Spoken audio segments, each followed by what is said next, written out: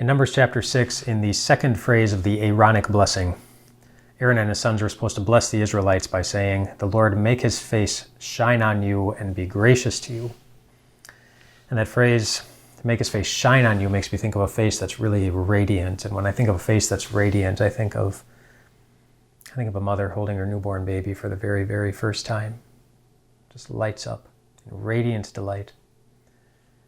And that's fascinating that God would describe his face towards the Israelites in that way, because God knew that the Israelites weren't going to be all that radiant over the next 38 years as they were wandering in the desert.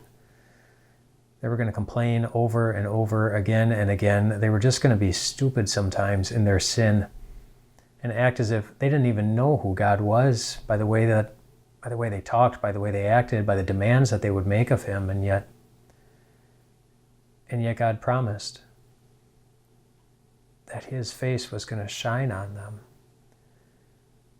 And maybe that's why that phrase, "and be gracious to you," was added.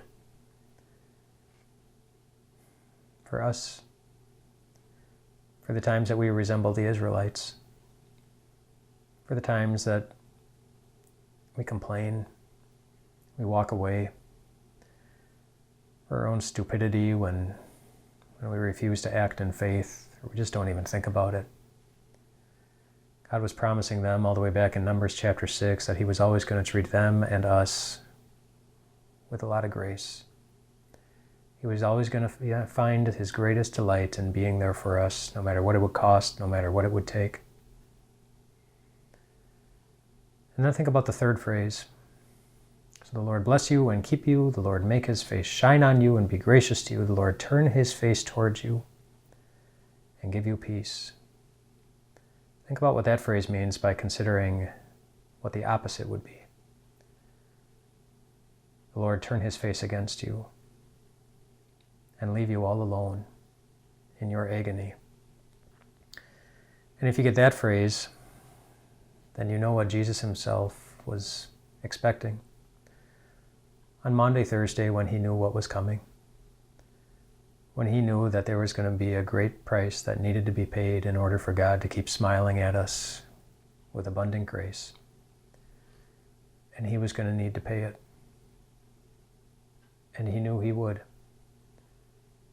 so that we would never have to feel anything close to the agony of being alone as he hung on that cross, so that we would never have to feel anything close to what he did. He looked at his disciples that evening on Maundy, Thursday, knowing what was coming. And he said, "Peace I give you. My peace I give you. Do not let your hearts be troubled, and do not be afraid." In other words,